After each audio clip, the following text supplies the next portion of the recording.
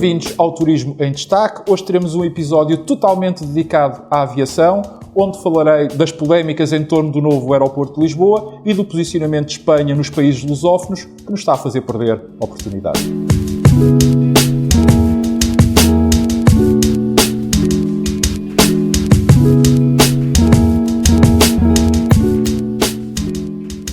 Antes de dar a minha opinião sobre qual será a melhor solução aeroportuária para Lisboa, quero aqui dar 4 notas prévias. A primeira para dizer que, ao contrário do que é referido na pergunta, eu não estou tão certo que a poeira política tenha acalmado. Algo me diz que muito mais cedo do que aquilo que pensamos, aqui estarei para voltar a este tema, atento à evolução dos acontecimentos, já que se ele, a semana passada, foi uma enorme confusão, há uma coisa que é um facto e que todos concordamos, é que ele ficou muito, mas mesmo muito mal resolvido.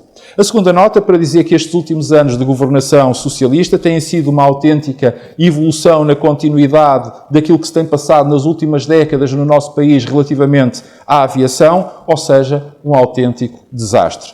Tivemos a privatização e, posteriormente, a nacionalização da TAP. Tivemos o plano de reestruturação daquela empresa e as promessas então feitas, que quase nenhuma foi cumprido. As inúmeras polémicas em torno do novo aeroporto de Lisboa, que são, por si só, 3 exemplos bastante ilustrativos daquilo que acabo de dizer. Mas se quiséssemos recuar não muito mais em termos temporais, víamos também a forma pouco cuidada, considerando a defesa do interesse nacional a longo prazo, com que a empresa proprietária e exploradora dos nossos aeroportos acabou por ser concessionada, pese embora neste caso tenha sido num período particularmente aflitivo para o nosso país, uma vez que tínhamos entre nós a presença da Troika.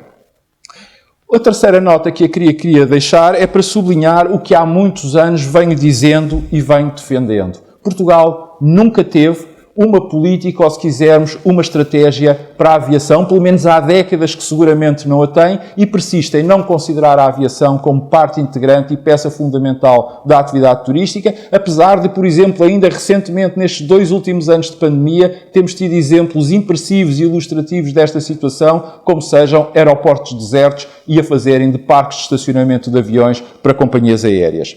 E, por último, uma quarta nota para constatar, no fundo, algo que se retira das 3 anteriores. É que há uma profunda ignorância e um total desconhecimento por parte de quem decide a nível governamental sobre estas questões ligadas à aviação. E, paradoxalmente, quanto menos se sabe, normalmente mais se decide, motivando um autêntico descalabro com consequências terríveis, claro está, para o setor, lesando seriamente o potencial turístico do país e, consequentemente, a própria economia nacional. Tudo isto com a quase totalidade do turismo, por assim dizer, a assistir, parecendo até que nada tem a ver com o assunto. Dito isto, vamos então ver qual aquela que, na minha opinião, será a melhor solução aeroportuária para servir Lisboa, para servir o turismo, para servir a economia, para servir o país, porque de facto é de servir o país de que se trata. E vou, sinceramente, deixar para trás aquela história que todos nós já sabemos de cor e salteado e que remonta à década de 60 do século passado e concentrar-me apenas naquilo que são dados adquiridos, ou seja, que são pontos que já não oferecem qualquer tipo de controvérsia. E o primeiro desses pontos é que está mais do que assente que precisamos de um novo aeroporto. O segundo ponto é que não tenhamos dúvidas que um aeroporto que seja feito de raiz demorará no mínimo dos mínimos e, contudo, a correr bem, 10 anos a ser construído. E, finalmente, que para tal, e de acordo com os estudos que já foram efetuados, e foram muitos, como bem sabemos, só há uma localização possível, que é a de Alcochete. Ora, nesse caso, isso implicará 2 coisas, quanto a mim, essenciais. A primeira, desde logo, é um fortíssimo investimento público em acessibilidades rodoviárias, acessibilidades ferroviárias e acessibilidades marítimas. E o segundo é a revisão das condições previstas no contrato de concessão da ANA, pois haverá que respaldar os investimentos que a empresa terá que fazer no novo aeroporto, coisa que não está previsto no atual contrato de concessão. E isto leva-me a um ponto que não se tem ouvido falar, que tem estado sempre omisso nas conversas, mas que é de importância crucial, que são as taxas aeroportuárias, que, como se sabe, é a forma da empresa se ressarcir dos investimentos feitos e que são pagas quer pelos passageiros, quer pelas companhias aéreas. Ora, taxas aeroportuárias muito elevadas, fruto de uma má negociação, podem a prazo pôr em causa e criar um problema sério de competitividade no destino Portugal. Mas voltando à questão do aeroporto em Alcochete. Esta seria, quanto a mim, e digo isto e defendo desde 1998, a situação ideal. Mas o facto, e tem que ser pragmático, é que ela neste momento colide com as necessidades imediatas do turismo, com o esgotamento do aeroporto Humberto Delgado e também com a escassez de recursos financeiros que existe por parte do próprio Estado. Ou seja, em síntese, estamos claramente numa situação em que o ótimo é inimigo do bom. Daí que a alternativa seja o Montijo, aproveitando a infraestrutura que já existe na base aérea número 6, ou seja, no fundo, aquela que já ficou conhecida para a história como a solução Portela mais um. Porque é uma solução mais rápida e muito, mas muito incomensuravelmente mais barata e mesmo assim demorará sempre, não tenhamos ilusões, um mínimo de 4 anos, o que quer dizer que o turismo, a economia e o país serão sempre, mas sempre prejudicados. Contudo, não há outra alternativa e por isso é que eu tenho vindo a defender esta opção com plena consciência que ela não é a melhor, mas apenas é tão só a possível face ao tempo e ao dinheiro que não temos. Há pouco mais de 10 anos, quando nela se começou a falar, teria sido possível, hoje já estaria construído, como então eu tive a oportunidade de alertar. Mas esta também não posso deixar de dizer que é a solução Portela mais um. Portanto, não se podemos aqui considerar o ruído que ultimamente foi introduzido nas conversas sobre qual seria depois o aeroporto principal e qual seria o aeroporto complementar.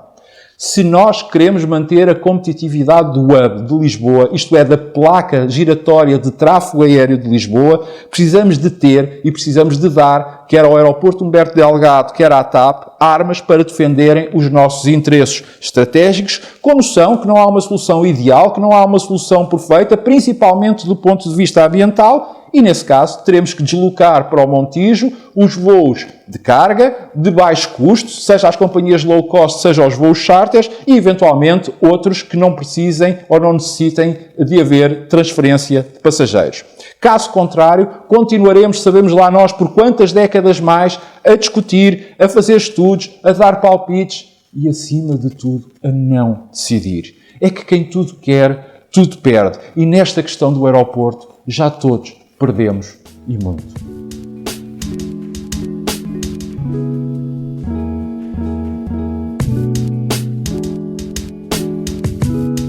Antes de tudo, quero começar por dizer que esta pergunta se Portugal está ou não a perder oportunidades devido ao posicionamento de Espanha no mercado da aviação nos países lusófonos vem na sequência do episódio de há 3 semanas, do episódio 82 do Turismo em Destaque, que teve reações muito positivas por parte de quem o viu e ouviu o alerta, o meu aviso, que tive aí a oportunidade de fazer, ao contrário dos decisores e dos principais atores, tanto políticos como turísticos, que aparentemente não lhe atribuíram ao tema a importância que, quanto a mim, ele merece. E nessa sequência surgiram, naturalmente, outro tipo de perguntas e até de esclarecimentos que procurarei aqui, de uma forma muito ampla e até muito genérica, comentar. E começo por referir, ou aliás até por recordar aquilo que então disse, pois sintetiza na perfeição o que está em causa.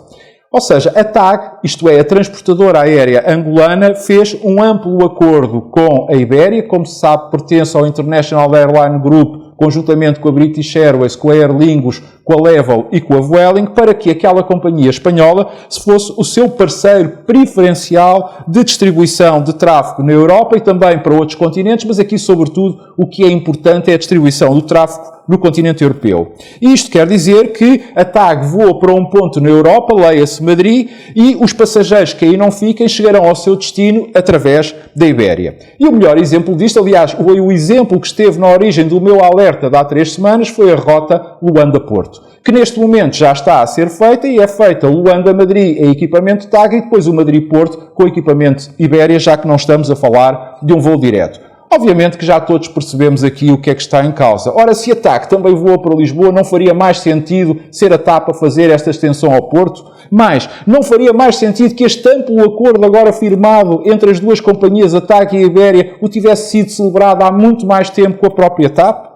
Que não haveria necessidade de haver uma cooperação muito mais estreita entre Portugal e Angola, aliás, entre todos os países da comunidade de países de língua portuguesa à CPLP não teriam todos mais vantagem, pois juntavam à facilidade da língua, da cultura, das diversas diásporas, dos profundos laços civilizacionais que nos unem, um propósito económico e até turístico? Não seria isto uma mais-valia para a própria CPLP e para cada um dos seus membros? Dessa cooperação não podiam todos ganhar mais escala, maior dimensão e, de alguma forma, até, entenda-se isto entre aspas, dominar os fluxos turísticos de e para o Atlântico Sul?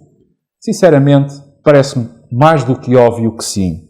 Como também é mais do que óbvio que este é o resultado de Portugal não ter uma estratégia, não ter uma política para a aviação, deitando a perder, literalmente atirando pela janela, todo o potencial económico, demográfico e até turístico do Brasil, de África, e quando falo de África não me refiro apenas à Angola, mas falo de toda a África de expressão portuguesa e, claro está, também da sua posição ímpar, seja na Europa, seja na União Europeia. E é assim que as oportunidades se perdem por entre os dedos das mãos, totalmente na ignorância e na inoperância da atuação.